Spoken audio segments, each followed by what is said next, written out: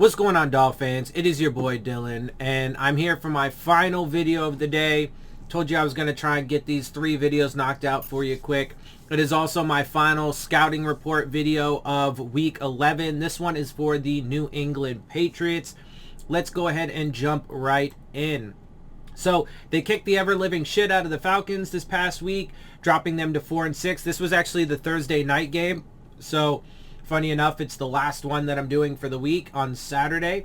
But they kicked the ever-living shit, dropped the Falcons to 4-6. The Patriots are now 7-4. They're just behind the Bills and obviously fighting with the Bills, for that first place in the division. They won by a margin of 25-0. Let's go ahead and take a look. So New England had 308 total yards, allowing 165. They had 174 passing, allowing 125 to Atlanta. They had 134 on the ground, allowing only 40. They were 5.2 yards per play, allowing only 3.2. Neither team lost a fumble. New England did throw 1 interception, but they got 4 of their own. New England allowed 3 sacks, getting 4 of their own. They were 33% on third down, allowing 18. And they had the ball for 32 minutes, 43 seconds. Atlanta had it for 27-17. New England had 5 penalties. Atlanta had 9. Okay. Matt Ryan went 19 for 28, 153 yards and 2 touchdowns. Rosen came into this game. They actually ended up, it was a brutal game. And Rosen comes in, his first pass, I think it was his first pass. He was 1-3 for 5 yards and an interception. His interception went for a touchdown. And then Felipe Franks threw 1 pass that was intercepted as well. So it wasn't very good. But anyway, rushing, Quadre Olison was the leading rusher. 9 rushes, 34 yards, and a 3.8. Receiving, Russell Gage led the way, 5 of 8, 49. Kyle Pitts, 3 of 5 for 29. Olamide Zacchaeus, 3 of 5 for 23. Tajay Sharp, 2 of 4 for 21. Mike Davis, 3 of 4 for 20. Keith Smith, 1 for 11. Yeah, bro, look, it's funny because as you guys know, I had my 2 predictions. My original prediction prior to training camp, my revised prediction right after training camp before a week 1 game against the Patriots.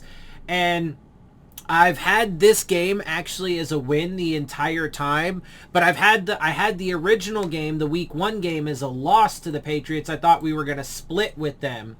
I actually still think that's going to be the case, and I think this is going to result as a loss for the Dolphins. But let's continue on. Mac Jones was 22 for 26, 207, 1 touchdown, 1 interception. Ramondre Stevenson led the way in rushing, 12 carries, 69 yards, and a 5.8 average. Damian Harris, 10 rushes, 56 yards, and a 5.6.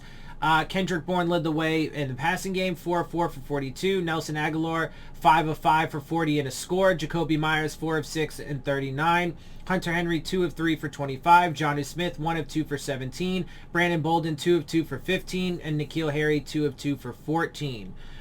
Look, their offense has quietly become one of the better, and we're going to get to league standings here in a minute, but they've quietly become one of the better offenses, and the defense is just absolutely nasty. So, and with the way that they're rounding out, and especially going down the stretch, I mean, they're going to be fighting for the division or at the very least a playoff spot when we do meet them in week 18. And so they're going to play us hard. They're going to play us well. It's a division rival, obviously, and they're just a much better team at this point. And so I still think we're going to end up splitting with them when it comes down to it. But let's go ahead and get to these league standings because it does not look pretty for the Dolphins when you do take a gander. So they're currently 14th in the league in total yards on the season with 3,870. They're 17th in per game average at 351.8.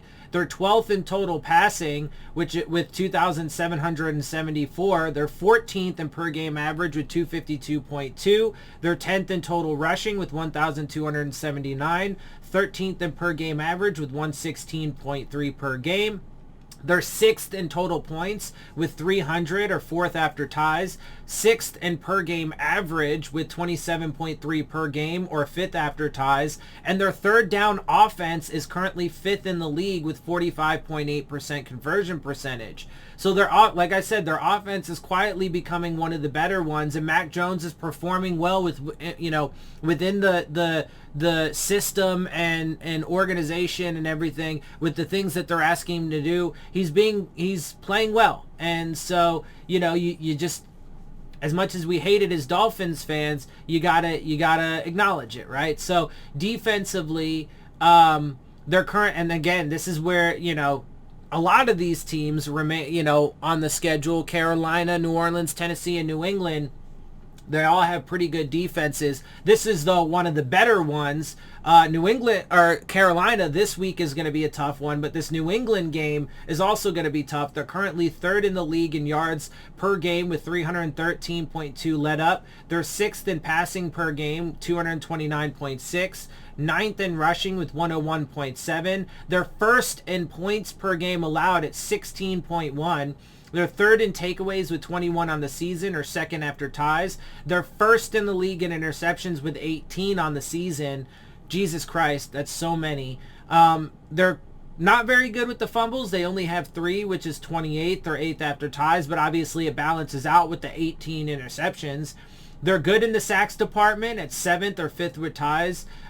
With 28 on the season. They're second in passes defensed with 58, and their third down defense is good with 35.5% given up, which is currently 6th in the league. So again, it's going to be a really tough game, and that's why, like I said, it's hard to imagine that the Dolphins are going to be able to win out. They have a tough 3-game stretch at the very end with those teams that are all going to be vying for the playoffs or, division titles or whatever it is, depending, Tennessee's obviously vying for division title, Patriots possibly division title or at least a wild card. Saints are going to be looking to try and be in that mix for the NFC wild card, right? And so, and same with Carolina, and they all got pretty damn good defenses, and I think that their offenses are better than us. So, there is still unfortunately, there is still a very real possibility that the Dolphins end at like 6 or 7 wins on the season when it comes down to it. The Giants and the Jets are the only 2 games remaining on the schedule to me that seem like really, really winnable games. Carolina is kind of a toss-up to me. It could go either way. I did obviously predict a loss, but those last 3 games are going to be tough too. Anyway, with the Dolphins' current offensive and defensive league standings, that is going to bring me to the end of this video. And before I get out of here, make sure you check out the Rave On Sports App, the new fan-driven sports app for all your sports, baseball, basketball, football, college, whatever it is that you like. And they're looking to enhance your game day experience with live play-by-play coverage, live chat with other fans and content creators like myself. Check for the links in the description box below. And with that, I'm going to get out of here. I hope you guys appreciate my perspective. If you do, make sure you hit the subscribe button. Make sure you hit the like button. Make sure you hit the bell if you want to get the alerts. Share my channel and videos with your friends and family. Leave your questions, comments, and concerns down in the comment section. Of course, as always, follow me on Twitter at DillonTartaro. And with that, I am out. I'll see y'all soon. Phins up.